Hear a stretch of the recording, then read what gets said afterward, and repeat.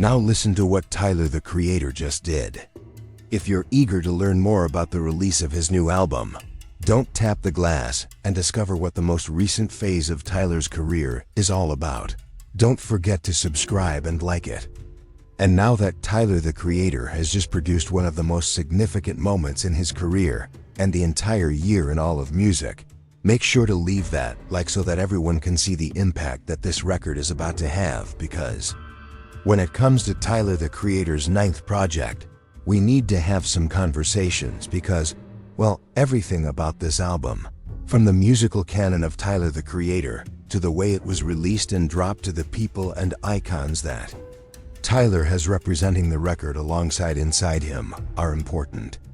With the assistance of Tyler and his friend Kendrick Lamar, as well as his own idols like the Cliffs and Pharrell, this album feels like something that could only have been released in this exact moment, and at that point have the impact Tyler so obviously wants it to have in this era where the musical media has moved past the pump and dump filler trash.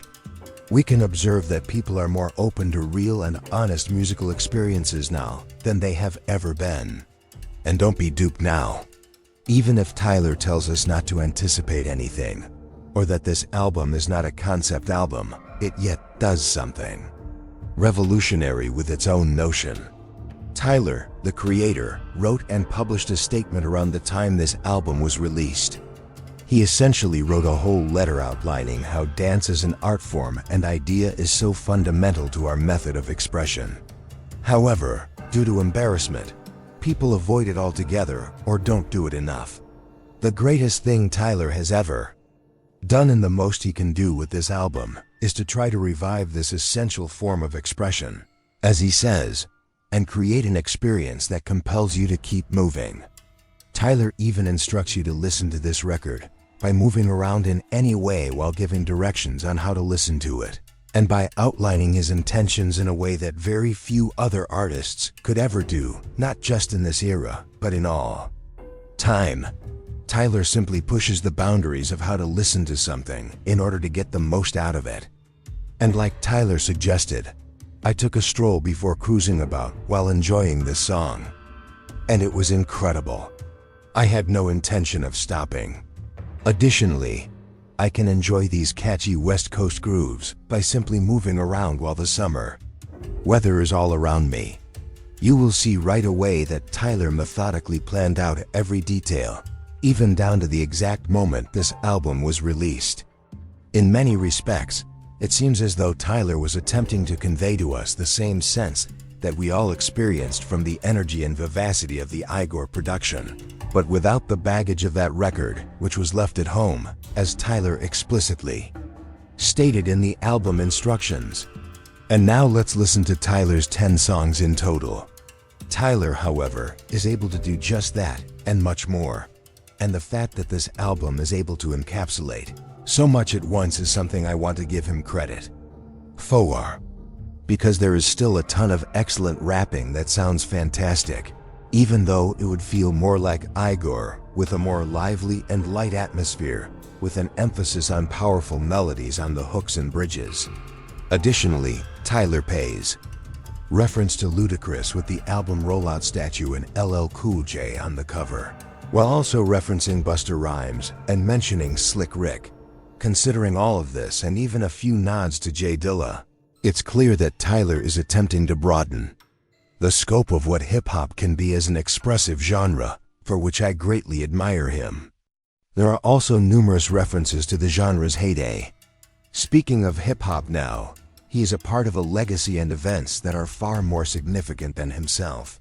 Tyler does demonstrate that this record was created using the same collection of masterpieces that the Clips just used to create their new album, even though he did take a different turn than I believe the majority of us did, because of the fact that they were actually featured in Tyler's Stop Playing With Me music video, which was amazing in and of itself to see Tyler alongside his heroes, and even with Malice maintaining the same expression on his face. It just served to highlight how hilarious he has been throughout the entire process.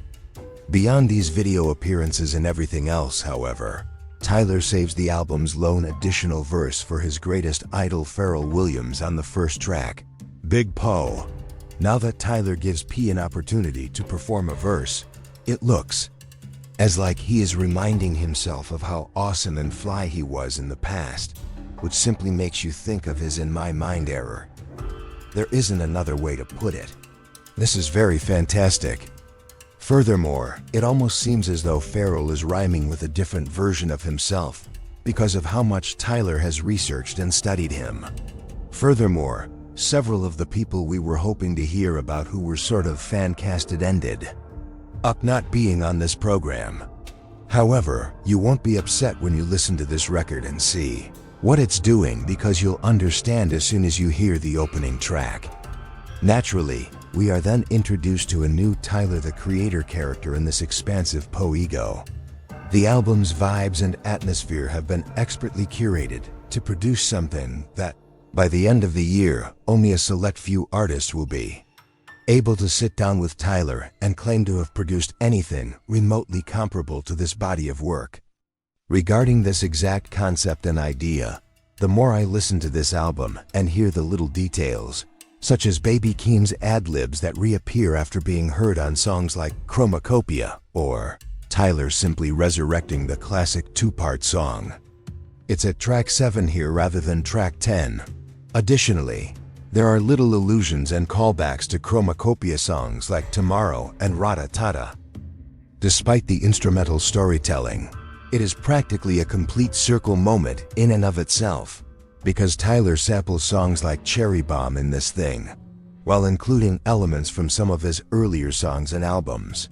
However, when you really just experience this thing and let it take you, you will realize that Tyler is once again breaking the rules of what rap can be with a record. That may be his most surprising yet, in many ways. This is because he pulls so much from classic hip-hop lore, whether it's the Busta Rhymes sample or the J Dilla horn. When we take a complete look at this, we can see that Flower Boy was released on this exact day 8 years ago. From Flower Boy to Igor, to Call Me If You Get Lost to Chromacopia, and now to this particular record, you can actually see that Tyler's 5 albums collectively surpassed of the majority of rappers and artists. And really, to produce a body of work with this steady caliber of excellence, while maintaining such erratic degrees of originality and genuineness. Are there any other rappers whose runs in their careers you could even somewhat compare to this, aside from Outkast, Kendrick, Lamar, perhaps A Tribe Called Quest, and the man who made Graduation a long time ago? Since Tyler is now so far along in his career, and the run in which each album he has released has gone platinum, gets him a larger tour, and earns him a Grammy deservedly off of nearly everyone, this record is more than anything else just putting things into perspective. In a time when there are far too many scammers, Tyler is truly a master at what he does. And in all honesty, Tyler is among the best musicians of the past few decades of hip-hop, not just of this era. Because working on an experience like this behind the scenes during the biggest tour, and possibly the biggest period of his career, while on tour, is pushing all of your skills into one cohesive body of work. I mean, this is a very amazing accomplishment that most rappers can never do. And to be honest, that's the reason this record is so recent. Naturally, the record has a distinct direction and features that make listening to it enjoyable. But because I'm hearing this so early, it's nearly impossible to fully comprehend what we are going through, because it's something we are not as familiar with as we could be. And to be honest, after listening to this record more and more and examining the cover, which does make me think of LL Cool J and 50 Cent, it's really just the way Tyler alternates between rapping and going off there, before singing some of the catchiest hooks I have ever heard from him. However, LL Cool J was the first rapper to claim himself the greatest of all time, and 50 was like a superhero when he was at the height of his powers. It almost seems like Tyler is showcasing a great deal of talent here, from the production to the spectrum of styles to the fact that Tyler wrote, produced, and arranged everything while on tour.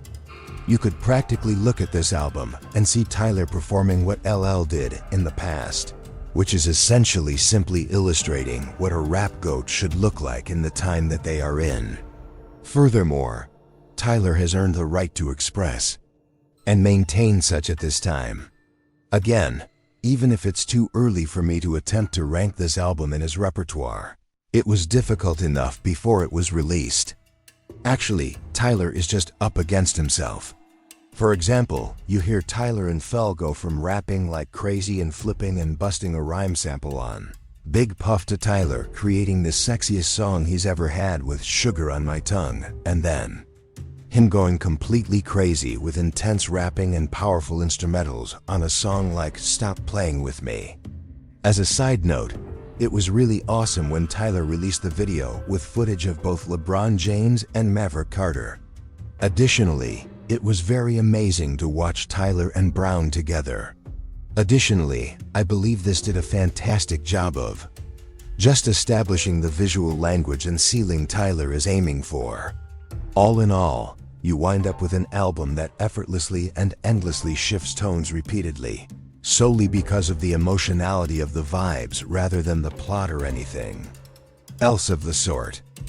Once more, the one thing that everyone ought to take away from this, and if they aren't, they could be misinterpreting it, is that Tyler the Creator is a master at work.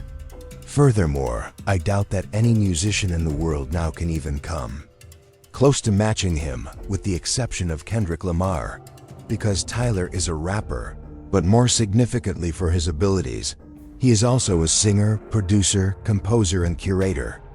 Tyler truly has a talent for creating music that allows him to make the most of every little detail in a way that no one else can match. Because Tyler really does flex the way we see him on this album, and he does it all while making every single second of these 29 minutes seem completely different from the others. Again, what you should take away from this record is that Tyler is at the pinnacle of the full musical experience, which is filled with emotions. And now listen, because it will have that effect, we will go over this album again, and I will go into more detail about it here. I believe that is already evident.